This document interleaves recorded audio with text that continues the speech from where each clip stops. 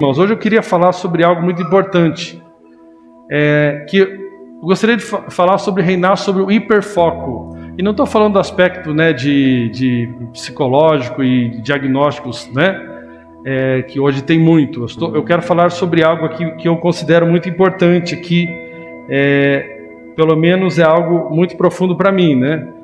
Eu já estou servindo como presbítero, como líder na igreja há muitos anos. Eu fui ordenado ao ministério pastoral no ano de 2006. Então, eu já vou completar aí, agora, se Deus permitir, em 2016, 20 anos que eu fui ordenado a pastor. Já tem um tempo aí, né? E eu considero esse assunto aqui muito importante, né? Depois de tantos anos servindo nessa função de liderança, que é essa questão do desequilíbrio causado pelo que eu estou chamando aqui de hiperfoco. Então, existem desequilíbrios que acontecem por causa do que eu estou chamando aqui de hiperfoco. Esse desequilíbrio é, na verdade, o abandono de certas verdades por focar apenas em outras verdades. Ou seja, eu deixo de obedecer algumas verdades porque eu só foco em algumas verdades. Eu acabo criando um hiperfoco. Ou seja, pessoas que têm hiperfoco é isso, eles conseguem colocar o foco só naquilo e não conseguem fazer outras coisas. E eu tenho percebido isso, Deus tem falado muito comigo. Eu acho uma coisa muito interessante, de vez em quando o Espírito Santo está falando algumas coisas comigo, parece que cai algum tipo de mensagem, de ilustração, de texto, para complementar e confirmar aquilo ao meu coração, né? Então, esse hiperfoco, isso ocorre quando nos fixamos de forma exagerada em um aspecto do Evangelho, distorcendo o propósito de outros aspectos da mensagem. Nós focamos apenas num aspecto e desfocamos de outros aspectos importantes da mensagem. Agora, se nós formos olhar a história, olharmos a Bíblia, nós vamos perceber que isso não é um problema de agora. Isso é um problema da história. Na história da igreja e nos relatos bíblicos nós vamos perceber alguns focos e que acabaram prejudicando a vivência completa do Evangelho. Quando você olha os próprios fariseus ali, no tempo de Jesus, os fariseus aqui eram conhecidos por focarem extremamente na observância da lei, mas eles negligenciavam o amor e a misericórdia. Ou seja, eles eram focados tanto na lei, mas o próprio Jesus disse que eles negligenciavam o amor e a misericórdia. Sempre que nós tivermos um hiperfoco em alguma coisa e tirarmos o foco de toda a verdade de Deus, nós vamos negligenciar alguma coisa. Alguma coisa nós vamos negligenciar. Eles seguiam rigorosamente as regras externas, mas não viviam a verdadeira justiça que Deus esperava. O erro deles foi dar ênfase excessiva às práticas externas, como os dízimos das ervas, enquanto negligenciavam questões internas, como a compaixão e a justiça. Esse hiperfoco fez com que eles perdessem a essência do que eles deveriam viver. Inclusive foi o que fez eles rejeitarem a Jesus. Foi por causa do quê? De um foco. Eles tinham um foco na lei, mas negligenciaram o amor e a misericórdia. Agora, quando nós olhamos a igreja medieval, né, na época medieval, nós vamos perceber que durante a Idade Média, a Igreja Católica deu uma ênfase exagerada nas obras, excluindo a graça, e acabou caindo em práticas antibíblicas, como penitências para alcançar a salvação. Ou seja, por que a Igreja Católica caiu nessa prática antibíblica? Porque não uniu as obras com a graça. Isso possibilitou uma heresia. Toda heresia é uma descompensação de utilizar uma parte da verdade bíblica, deixando de utilizar outra parte da verdade bíblica, e acaba criando uma heresia. Então isso é algo muito importante, nós temos esse entendimento.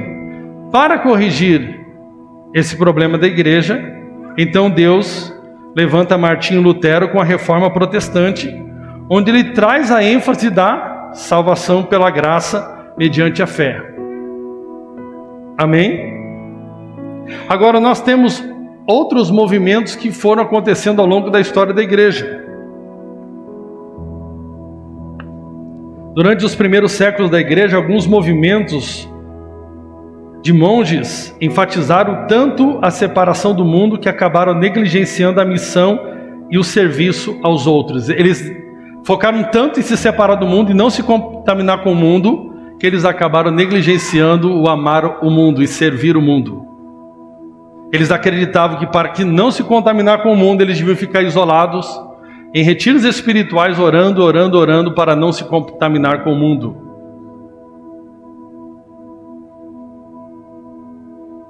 Infelizmente, nós temos, quando nós colocamos a ênfase apenas num assunto, nós acabamos caindo nisso. Por exemplo, existem pessoas que acreditam que o único propósito da nossa vida é a intimidade com Jesus. Esse propósito é importante? Sim. Agora, não está muito claro na Bíblia que nós não existimos apenas para ter intimidade com Jesus. Existem outras coisas muito importantes que o próprio Jesus deixou para nós como igreja. Amém? Então isso é muito importante. Eu escuto algumas frases de efeito e hoje tenho tomado muito cuidado. Por exemplo, uma frase: você acha que Deus te criou para trabalhar para Ele? Parece uma frase muito interessante. E do ponto de vista humano até, poxa, Deus não precisa de ninguém trabalhando para Ele. Mas Paulo disse que ele era cooperador de Cristo. Cooperador de Cristo. Paulo disse que ele trabalhou muito mais. Todavia, não ele, mas a graça de Deus através da vida dele. Ou seja, ele trabalhou. A resposta: nós fomos chamados para intimidade com Deus? Sim. E fomos chamados para trabalhar no reino de Deus? Sim, também. Sim, também. Então, muitas pessoas não estão conciliando essas coisas e acabam escolhendo uma. Onde a Bíblia não orienta a escolher uma, mas nós vivemos plenamente o Evangelho. Amém? Agora é interessante, irmãos, que a igreja, então nós tínhamos ali da Igreja Católica, depois de Martinho Lutero, saiu a Igreja Protestante. E Martinho Lutero então veio com essa ênfase da justificação pela fé. O que aconteceu com a Igreja Protestante, parte dela depois? Eles também caíram em outro extremo, que eles não queriam saber das obras. Após a reforma, muitos protestantes focaram tanto na justificação pela fé, que acabaram negligenciando a importância das boas obras como fruto da verdadeira fé. E você pode encontrar essas igrejas, que são igrejas históricas, até hoje sofrendo com a dificuldade de evangelizar com força. Normalmente é um povo que conhece muito a doutrina, muito o ensino, mas tem pouca pujança na prática do Evangelho, na salvação de vidas, no manifestar o poder de Deus, curando enfermos, expulsando demônios. Ou seja, porque foi-se colocado uma ênfase na justificação pela fé e abandonaram as obras da fé.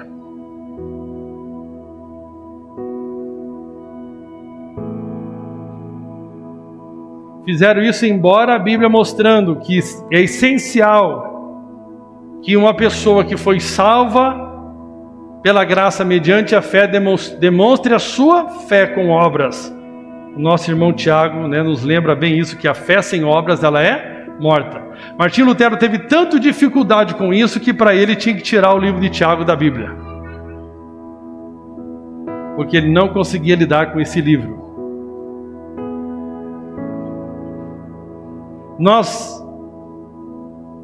Muito conhecido no nosso país, numa história já mais recente, o movimento da teologia da prosperidade, que enfatizava o quê? Que enfatiza até hoje um Deus que apenas se resume a bênçãos materiais, e um sucesso com Deus e estar bem com Deus é um resultado financeiro. Agora, Deus se preocupa com o bem-estar dos seus filhos? Sim, tanto que ele diz para nem se preocupar com isso. Então existem pessoas que dizem que Deus não está nem aí para o seu trabalho, para a sua necessidade financeira. Se você quer ter dinheiro, você vai lá, trabalha e estude. E tem outros que ensinam de forma enfática um Deus que é apenas um Papai Noel, que apenas serve para prover recursos financeiros desde que você dê uma boa oferta para que Ele multiplique.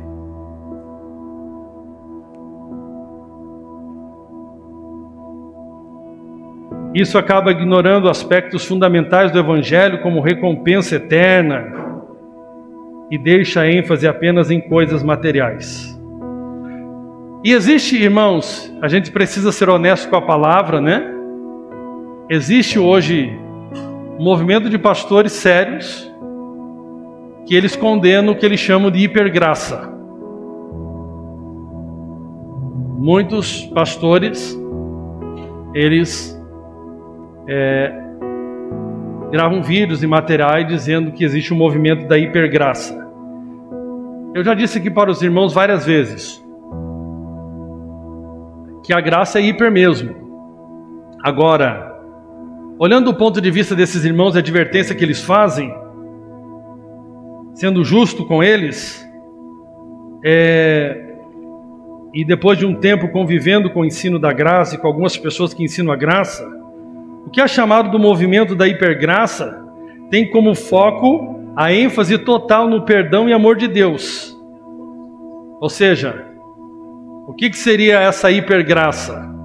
É um ensino que foca apenas no perdão de Deus, no amor de Deus, sem dar a devida importância de falar sobre arrependimento, santificação e o verdadeiro propósito da graça de Deus.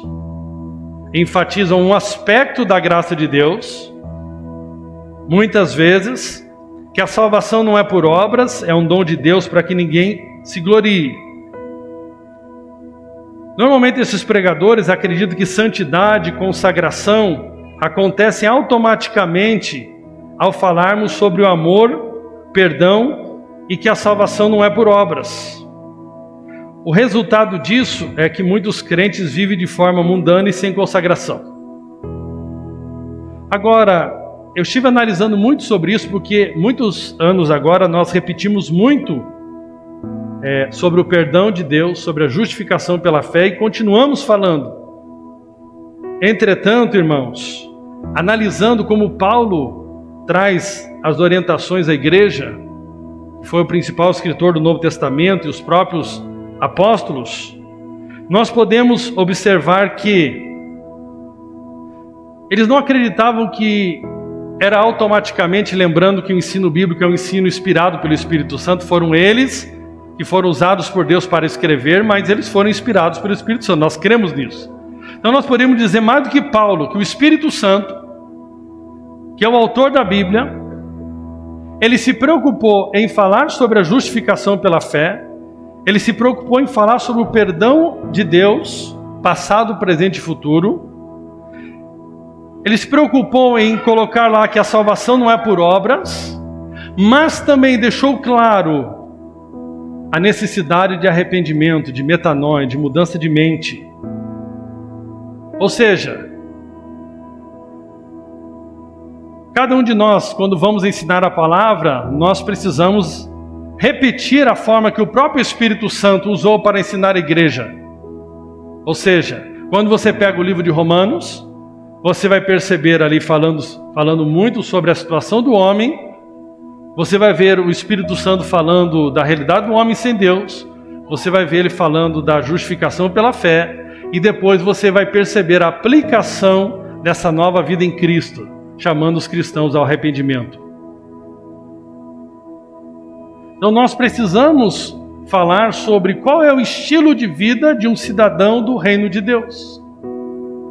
Porque senão nós podemos passar uma mensagem que não é a mensagem completa do Evangelho. Isso é algo muito importante. Amém? E aqui eu gostaria de deixar aqui alguns conselhos práticos. Amém? Alguns conselhos práticos. Antes de dar os conselhos práticos, vamos observar algo aqui. Quando nós olhamos para, por exemplo, o ensino de Paulo, né? Inspirado pelo Espírito Santo, em Romanos capítulo 6, pode projetar para nós aí? Só para ficar clara essa parte.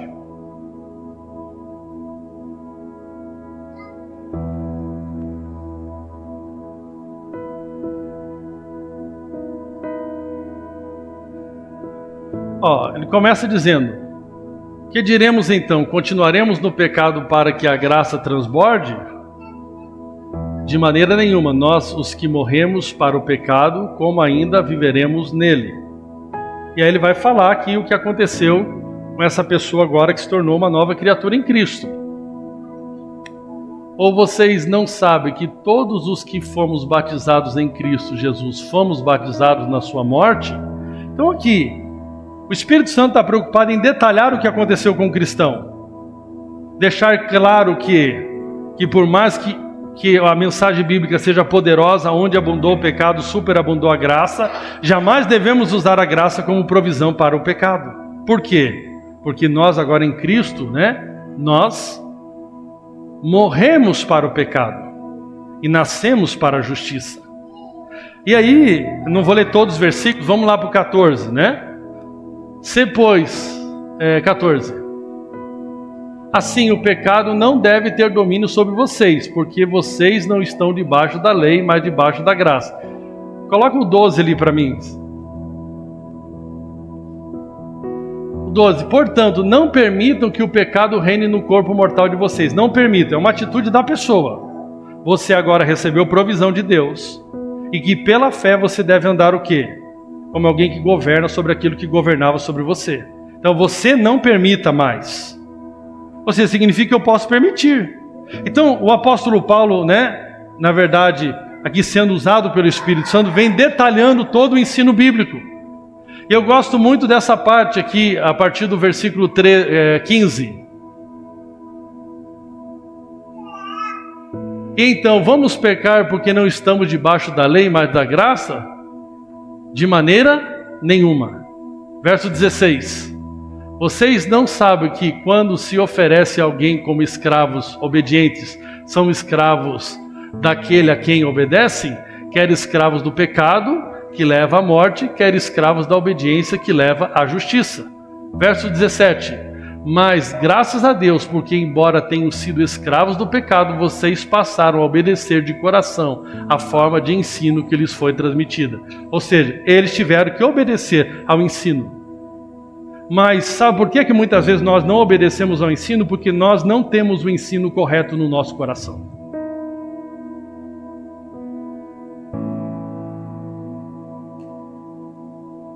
E a minha grande percepção é que nós temos dificuldade de responder algumas coisas de Deus. Por quê? Porque nós estamos com o ensino errado.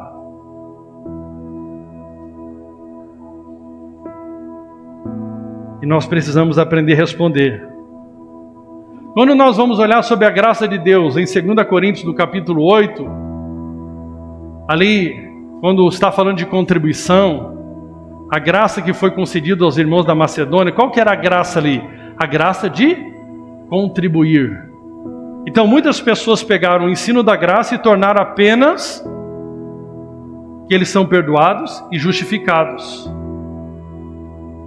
Mas não há uma aplicação dessa graça para que eles vençam o pecado, para que eles andem na justiça, para que eles vençam a avareza, para que eles vivam fazendo sempre a vontade de Deus. Ou seja, devido a um hiperfoco. E sabe o que vai acontecendo conosco, irmãos? Nós começamos a nos incomodar com certos assuntos. Eu comecei a perceber, que na função de presbítero você tem que lidar com assuntos, com problemas, com coisas que acontecem na igreja. Eu percebi que eu tinha alguma restrição de lidar com esses assuntos. Eu tenho percebido ultimamente que essa restrição não necessariamente era algo do Espírito Santo, mas era uma restrição minha de não querer mais me incomodar. Porque teve uma semana aqui na nossa comunidade que só chegou problema. E muitas vezes nós podemos olhar os problemas e não fazer nada com eles. É ou não é? Você como pai vê as situações na sua casa, Deus te deu autoridade, confiou a você os seus filhos, mas você não resolve os problemas lá. Porque simplesmente você não quer se incomodar. Então eu percebi que aquilo que era uma restrição, no meu coração, na verdade, está mais ligado com o incômodo de querer lidar com certas coisas que no passado já me incomodaram muito. mas eu tenho que me posicionar para obedecer a Deus, porque a Bíblia deixa claro qual é o papel de um presbítero. E eu preciso resolver. As pessoas gostando ou não gostando, eu preciso resolver. O Anderson precisa resolver. Os presbíteros que Deus for levantando precisam resolver, porque precisam obedecer a Deus. Gostando ou não gostando, precisamos obedecer a Deus. Nós podemos deixar na conta do Espírito Santo, falando, eu não quero me incomodar, o Espírito Santo que faz a obra. Sim, é uma verdade bíblica, mas também diz o papel lá do presbítero. Que eu trabalho junto com o Espírito Santo. Então isso é algo muito importante. Amém? Eu gostaria aqui de dar algumas dicas práticas aqui, como nós não cairmos nesse hiperfoco, amém? Eu acho que a primeira é uma das mais importantes, ou a mais importante. Diga para o teu vizinho, leia a Bíblia toda. Só isso. Diga para ele, só isso.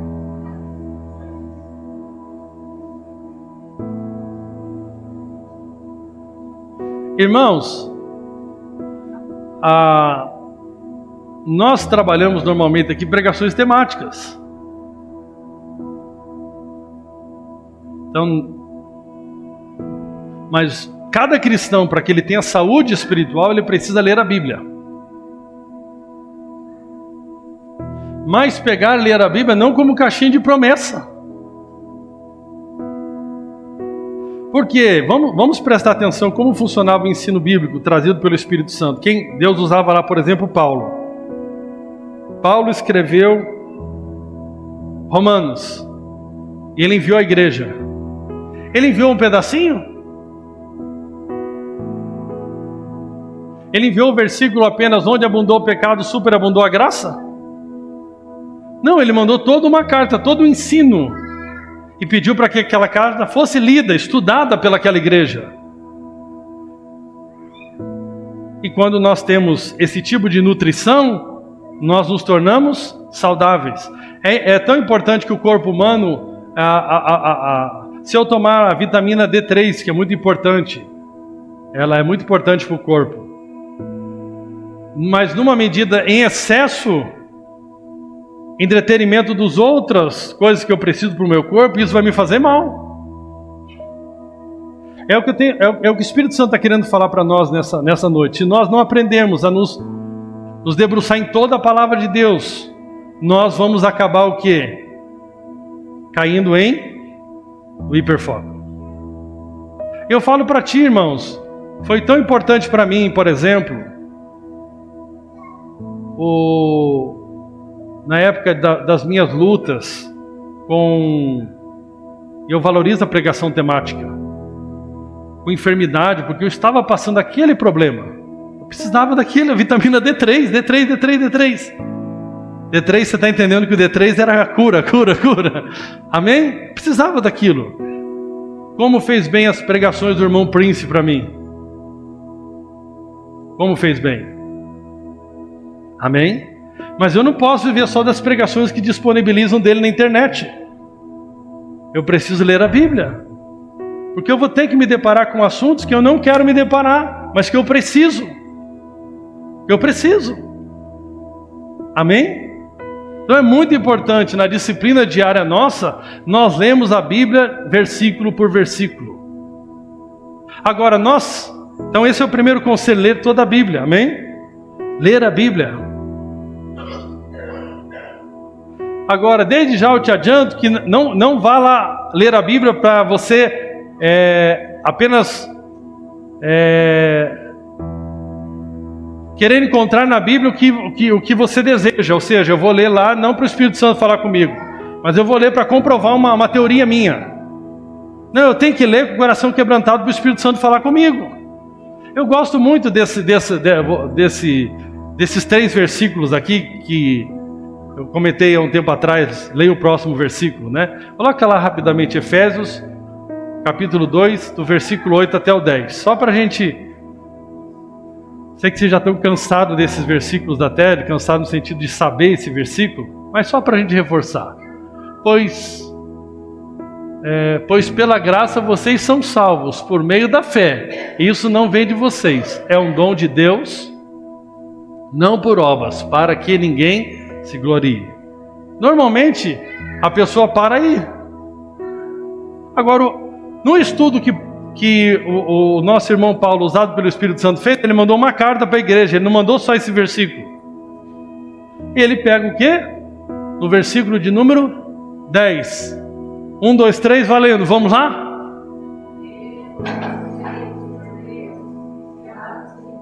Parou, não, muito desânimo. Mais uma chance, 1, 2, 3, valendo. Porque fomos feitos por Deus em graça de Cristo Jesus, para boas obras, as quais Deus preparou previamente para que nós. Assim, está na mesma Bíblia, amém? Fala para o teu vizinho, lê o próximo versículo.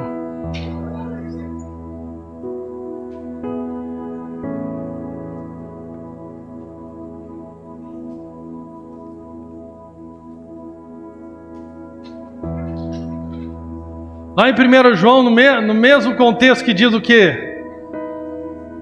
O amor não consiste em que nós tenhamos amado a Deus, mas que Deus nos amou primeiro.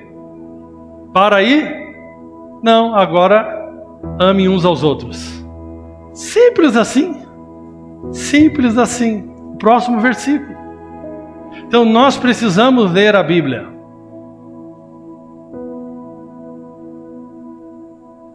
Amém? Estudar. Tem os benefícios, o Anderson vai colocar depois do nosso... Os benefícios que lê a Bíblia, né? Fora os benefícios na saúde e outras coisas mais. Amém? Estamos entendendo, irmãos?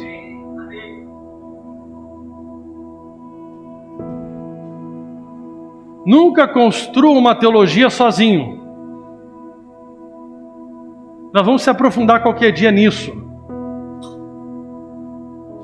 Na cultura dos rabinos, a sabedoria era estudar em grupos. Amém? Por isso que é rico quando a Bíblia fala em Colossenses para nós nos instruirmos uns aos outros. Isso é muito importante. Então, o nosso irmão C.S. Lewis, eu vou falar mais sobre ele daqui a pouco, ele disse o seguinte, preste bem atenção nisso aqui, é muito importante. Nenhum cristão pode chegar à maturidade sem a ajuda de outros cristãos. A verdade de Deus não é algo que encontramos em nossa solidão, mas é revelada nas relações profundas e nos diálogos com outros membros do corpo de Cristo. Isso é muito importante. Amém? Outros irmãos, que você pode estudar a Bíblia junto com esses irmãos, estudar capítulos da Bíblia junto, compartilhar. Isso é uma bênção. O nosso irmão Charles Spurgeon disse o seguinte: estude a Bíblia com outros. Não há substituto para a instrução e o conselho mútuo, pois Deus se revela através de sua palavra e Ele usa a comunidade para ajudar a esclarecer suas verdades. Amém? 2 ou 3 em nome de Jesus, rendidos ao Espírito Santo, vão viver na verdade. Você e eu isoladamente vamos criar grandes problemas. Agora, a maneira como nós cremos vai determinar a maneira que nós vivemos. E tem muita gente vivendo de forma desequilibrada, porque não valoriza o corpo de Cristo para estudar a palavra.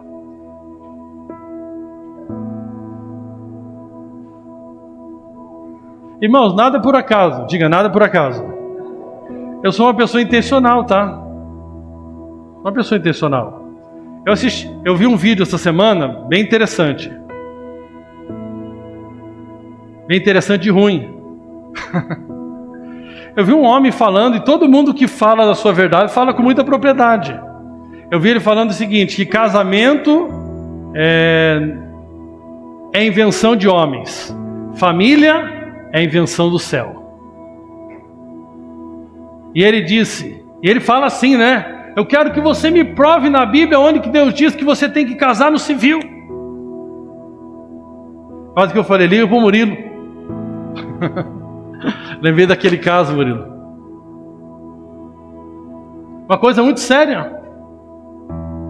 Banalização do casamento. Toda aliança na Bíblia seguia rituais.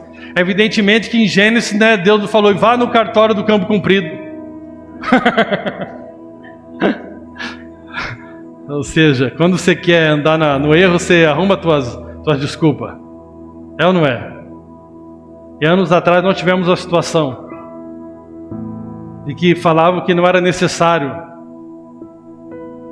ir no cartório para estabelecer um casamento. Agora na Bíblia você pode observar, toda aliança que era feita tinha um ritual, tinha uma forma de constituir, diante de Deus, diante da sociedade, para que ficasse claro que ali estava sendo estabelecida uma aliança. Qual é a forma que é feita nos nossos dias? Indo lá no civil, até para saber depois se você já é casado, não foi casado, com quem se casou, com quem se deixou de casar. Nós como comunidade não reconhecemos nenhuma relação que não foi estabelecido diante das leis dos homens, que bate com as leis de Deus. Não reconhecemos. Ou seja, o vídeo era muito bonito, o argumento era muito bonito, mas não é bíblico. E aí qual que foi o argumento que ele usou? Você já viu pessoas que estão juntos, mas não são uma família? Então não significa porque você foi lá no civil e estabeleceu um casamento lá, que isso é uma família. E uma conversa furada para lá e para cá. Ou seja, isso é grave. Amém? Esteja aberto a correções. Se alguém lhe mostrar uma parte do evangelho que você negligencia, não rejeite imediatamente. Peça discernimento a Deus. Reflita. Amém? Cuidado com mestres parciais. Alguns pregadores enfatizam um aspecto do evangelho e minimizam o restante. Amém? Não apenas ouça o evangelho, mas pratique o evangelho. E eu queria terminar aqui, irmãos, falando de algo que merecia ser uma mensagem. Quero falar algo aqui muito importante. Fuja das controvérsias e viva o evangelho puro e simples. Esse irmão C.S. Lewis, grande homem de Deus da história, ele escreveu um livro chamado Evangelho Puro e Simples. Já leu, Alexandre? Isso, óbvio. Eu queria saber se você estava no culto. Já leu, Alexandre? Bom livro? Mas deixa eu falar para você. Foi bem interessante que esse livro caiu para mim, o audiobook. E só ele começa dando a introdução dele a esse livro é algo muito importante. Deixa eu falar algo para você aqui. Ele deu uma série de mensagens numa época que o cristianismo estava sendo apenas uma construção intelectual e a busca por um modelo perfeito, e não uma verdade viva que transforma corações. E eu quero aqui deixar algo para a igreja aqui, em nome de Jesus. Eu tenho cada dia mais percepção. No dia 24 desse mês eu completo 43 anos. Então a minha curva de vida não é mais um ano, é menos um ano. E eu falo para os irmãos que eu gastei os meus últimos anos tentando ficar preso a assuntos que não deveria, buscando encontrar um modelo perfeito de igreja, em vez de praticar as coisas simples do evangelho que Deus já me ensinou faz anos. E a primeira coisa que esse irmão fala na introdução do seu livro é isso aí: que não perguntasse para ele qual era o melhor modelo de igreja, que ele não ia responder, e que não perguntasse para ele de assuntos controversos, como Deus escolheu os eleitos, mas que ele queria viver o evangelho puro e simples, o cristianismo puro e simples. Ou seja, existem coisas que estão muito claras para nós. É o cristianismo puro e simples. Mas que nós estamos tanto presos com tantas coisas na nossa cabeça que nós deixamos de viver o simples. o simples. Não temos dificuldades na Bíblia de entender que fomos salvos pela graça mediante a fé e que agora, depois de salvo, devemos manifestar a salvação com boas obras. Não temos dificuldade de encontrar na Bíblia que tudo que nos motiva deve ser o amor ágape.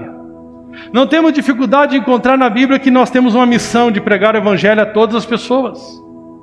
Não temos dificuldade de encontrar na Bíblia que fomos chamados por Deus para fazermos discípulos. E a grande questão, será que o legado que eu vou deixar, você vai deixar no final da sua vida, é um monte de estudos, e um monte de livros, e um monte de situações teóricas? Ou nós vamos deixar um legado na vida das pessoas que foram marcadas pela nossa vida com Deus, o cristianismo puro e simples, que nós praticamos de forma simples, amando as pessoas, discipulando pessoas, não perdendo a oportunidade de pregar o Evangelho, sendo uma igreja vibrante, uma comunidade verdadeira que ama uns aos outros. Nós vamos ficar procurando um modelo perfeito, nós vamos ficar procurando discutir assuntos que não devem ser discutidos, ou vamos viver aquilo que Deus já tem nos ensinado faz tempo? Essa é a questão. Eu quero dizer que nós, como igreja, como presbitério, já tomamos uma decisão. Nós queremos viver o cristianismo puro e simples. Não quero discutir com os maiores teólogos, não quero explicar as coisas, não quero discutir modelo de igreja com ninguém. Eu quero viver o cristianismo puro e simples. Nós queremos. Sabe, irmãos, eu encontro na vida do pastor Levi, que eu estive lá no casamento da filha dele ontem, né? O pastor Levi que faleceu ano passado. Eu encontro ali um cristianismo puro e simples. Ele não tinha um grande modelo, ele não ficava preocupado em estudar modelos. Mas ao chegar no velório dele, eu vi tantas pessoas contando testemunho de quantos foram marcados pelo amor de Deus através da vida dele. É a encarnação da mensagem. Eu estava conversando com o Alexandre um pouco sobre isso, um pouquinho. Esse é o chamamento de Deus para nós. Não tem muita frescura, vamos lá pregar. Não tem muita frescura, 2 ou 3 nomes de Jesus, vamos apoiar uns aos outros. Não tem muito que a gente aprender, nós precisamos é praticar e viver o cristianismo puro e simples, amar minha esposa. Sabe, nós ficamos com um monte de coisa desequilibrada e perdendo tempo com tantas coisas. Sabe, irmãos, nós estamos muito preocupados, nós queremos na vida em comunidade. Deus nos ensinou faz tempo que nós fazemos isso através das casas. Nós queremos cuidar das nossas micro-igrejas, nós queremos que elas tenham um ambiente de igreja, de vida de comunidade, todo mundo se amando, uma expressão da igreja local de uma maneira mais intimista. Nós queremos ali juntos pregar o Evangelho, ganhar almas, batizar, discipular essas pessoas e enviar elas para fazer a mesma coisa. Colocar as marcas de Cristo na vida delas e ver famílias sendo transformadas de forma simples. Tudo de forma simples. Nós sabemos o que nós temos que fazer, mas nós precisamos agora é tirar as distrações e focar naquilo que Deus já nos ensinou. Amém. Certamente, se alguém vier discutir comigo qual é o melhor modelo de igreja, eu não tenho interesse nenhum de convencer ele sobre nada. E também não tenho interesse nenhum de ser convencido nesse momento. Eu quero viver o cristianismo puro e simples. Puro e simples. Amém? Isso é algo muito importante. Hoje percebo que a busca por compreensão e aperfeiçoamento na igreja é importante, mas não pode substituir a vivência genuína do Evangelho. O chamado de Cristo não é apenas para entender, mas para viver. Que possamos equilibrar o conhecimento com a prática sem perder de vista a simplicidade e a profundidade do Evangelho que transforma vidas. Amém? O Evangelho é puro e simples. Você não precisa saber muita coisa, a maior parte das coisas você já sabe. Nós precisamos é praticar. Se coloca de pé em nome de Jesus. Glória a Deus.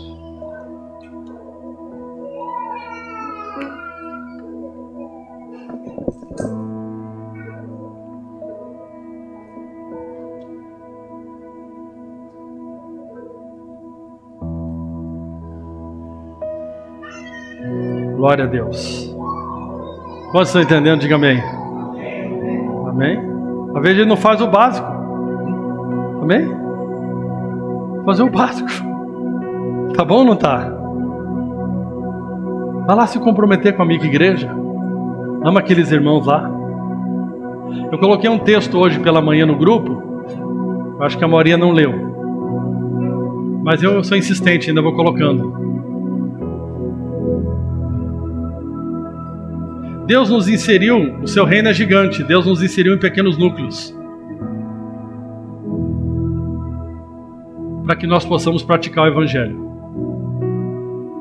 E um dos núcleos que ele nos inseriu é a igreja local. Seja simples. A Bíblia fala o quê? Não deixe de congregar. Por que tanta teologia? A Bíblia não está preocupada em falar do local. Não, vocês vão ter prédio, não vão ter prédio. Não, a Bíblia está falando, não deixe de congregar. Como nós congregamos aqui? Nós congregamos domingo, nós congregamos nas micro-igrejas, no dia a dia, nas possibilidades da vida que Deus vai nos dando para apoiar uns aos outros mutuamente, amém? Está lá, congregue. Está lá, pregue a palavra a tempo e fora de tempo, não tem discussão. Prega a palavra no teu trabalho, prega no consultório, prega na padaria, prega no supermercado, prega lá no Encontro Souzo, prega onde Deus te possibilitar de pregar, prega. Está simples. Amém? Glória a Deus. Ô Espírito Santo. Glória a Deus. Glória a Deus. A grande questão aqui hoje é se nós estamos dispostos a obedecer. Escutei uma frase de um irmão muito precioso, ele disse: não se preocupe com as partes que você ainda não conhece. Se preocupe com as partes que você conhece e não obedece. Amém? Simples. Diga para o irmão dado, é simples. Para de complicar. Amém? Aleluia, glória a Deus.